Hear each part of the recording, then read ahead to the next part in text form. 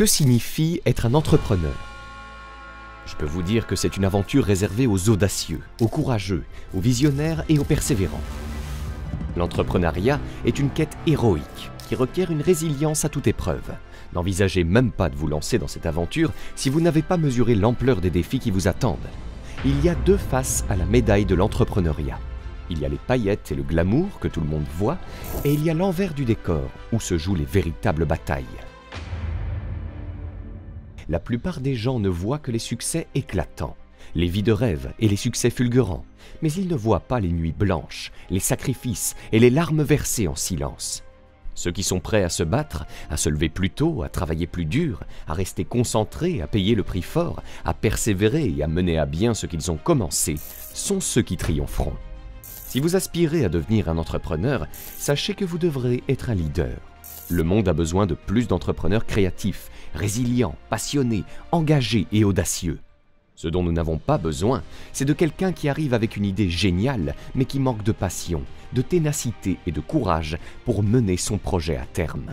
Nous n'avons pas besoin d'une personne qui commence quelque chose pour l'abandonner au premier obstacle. Ne me dites pas que vous voulez dominer une salle si vous n'avez pas la passion qui vous anime. Ne me dites pas que vous voulez être un entrepreneur disruptif, prêt à bousculer les codes et à défier le statu quo si vous n'avez pas cette flamme intérieure qui vous pousse à aller de l'avant. Peut-être que vous traversez une période difficile en ce moment. Peut-être que vous vous sentez perdu ou découragé. Mais si vous avez une vision claire de ce que vous voulez accomplir, si vous êtes capable de regarder au-delà des obstacles et de fixer votre regard sur l'horizon, alors rien ne pourra vous arrêter. Votre perspective peut être votre prison ou votre passeport vers la réussite. À vous de choisir. En 1903, les frères Wright ont osé défier les lois de la gravité. Et si vous connaissez ne serait-ce qu'un peu la gravité, vous savez qu'elle a cette force qui vous tire vers le bas, vous ancre au sol. Elle semble vouloir vous empêcher de prendre votre envol, de vous arrêter dans votre élan.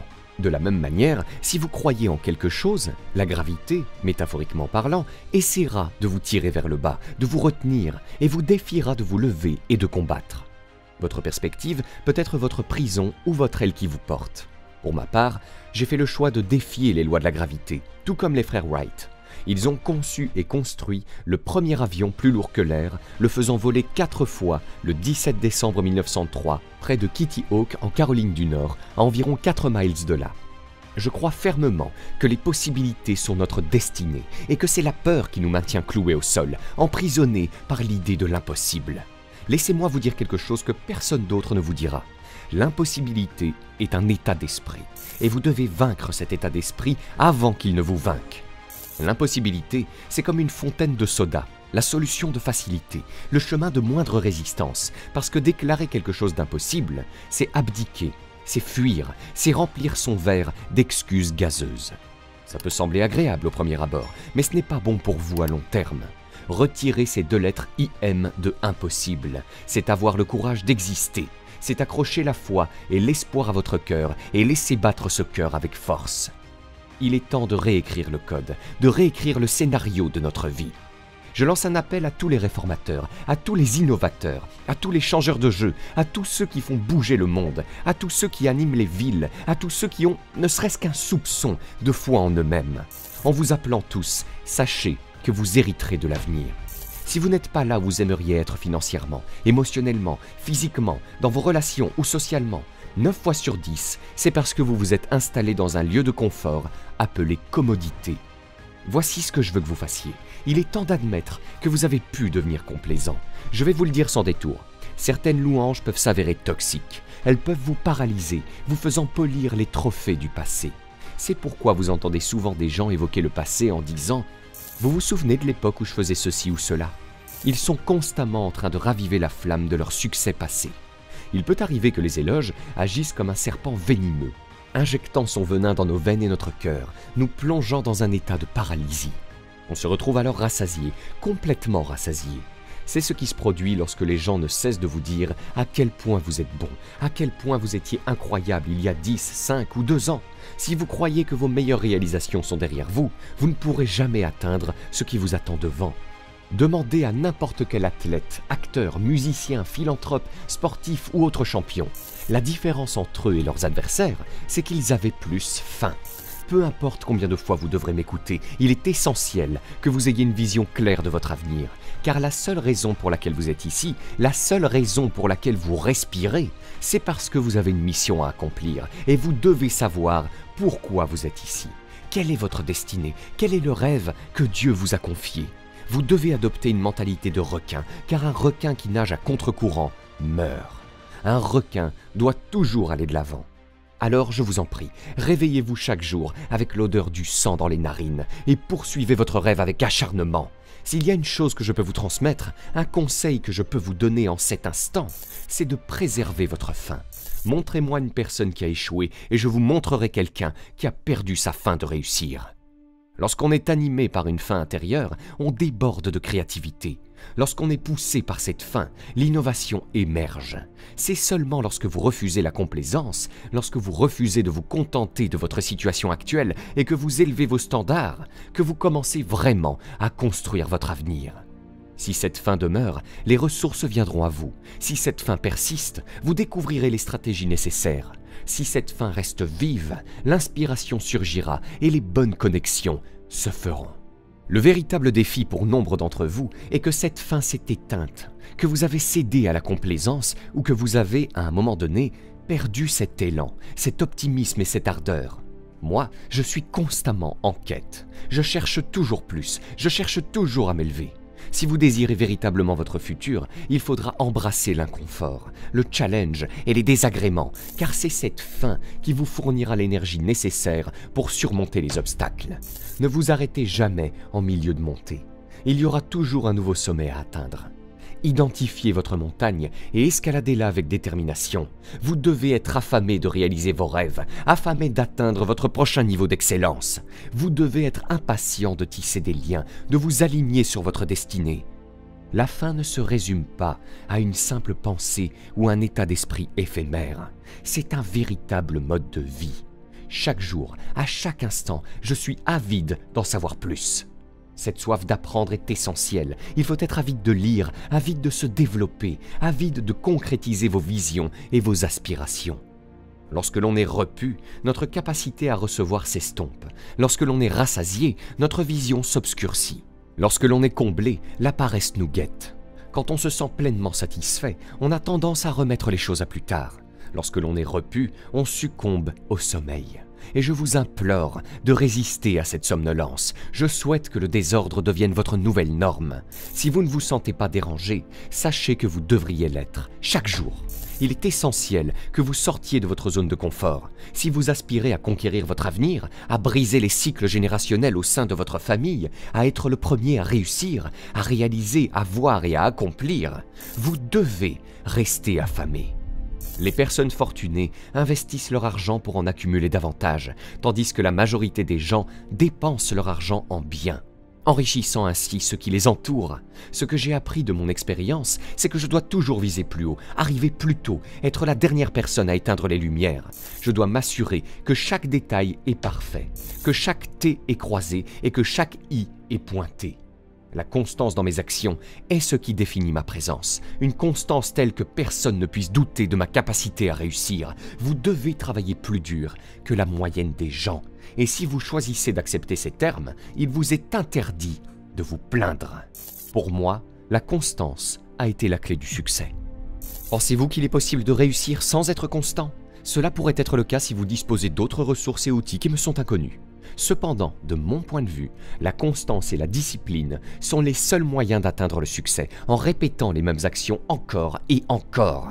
C'est ce que j'enseigne, ce que je prône et ce en quoi je crois.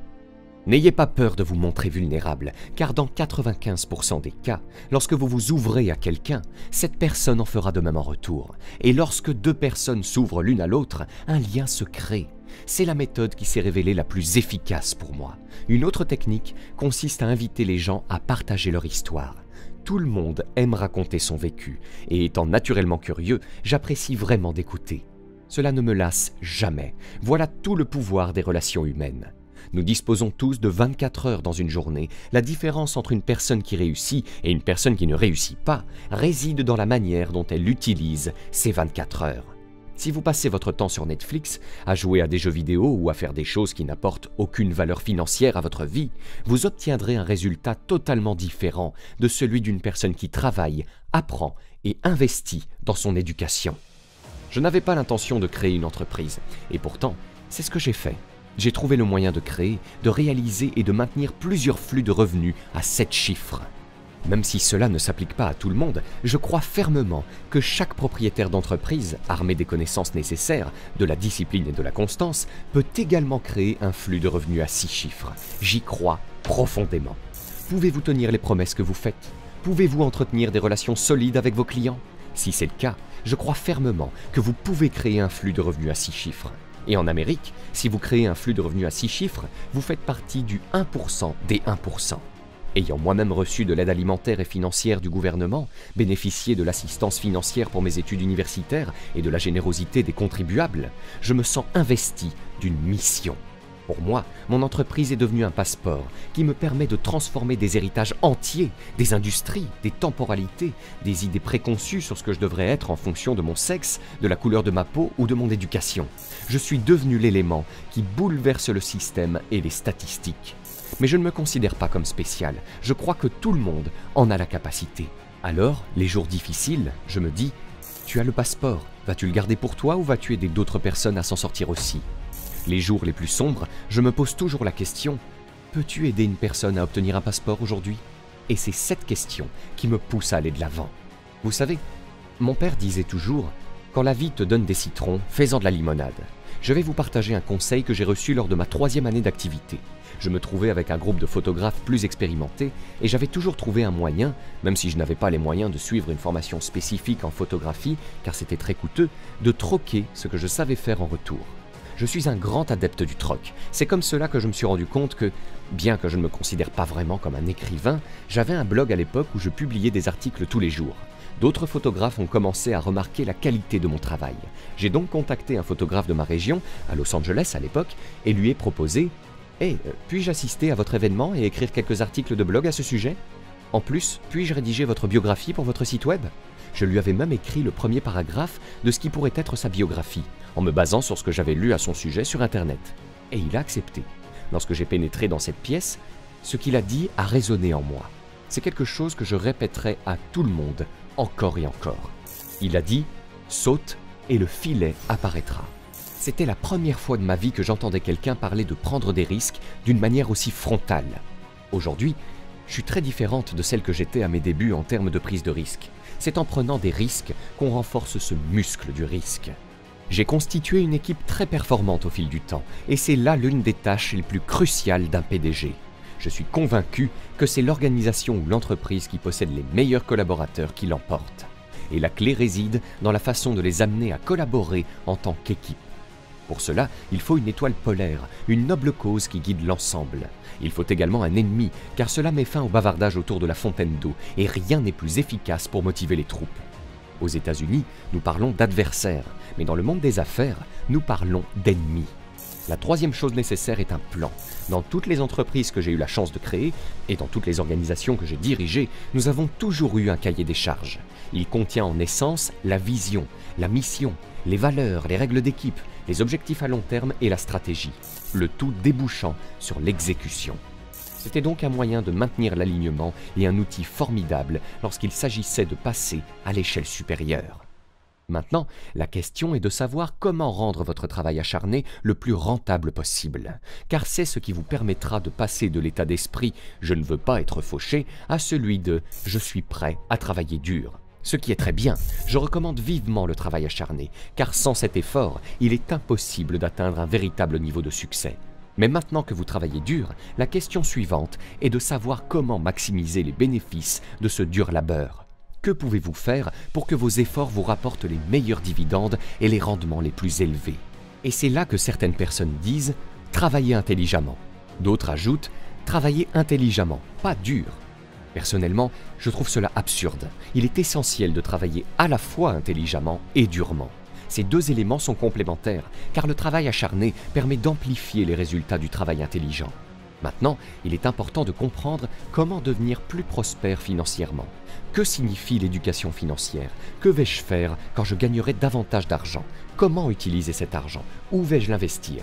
Comment vais-je le gagner? Quelle stratégie fiscale puis-je mettre en place pour protéger mon patrimoine? Comment puis-je maximiser mes investissements?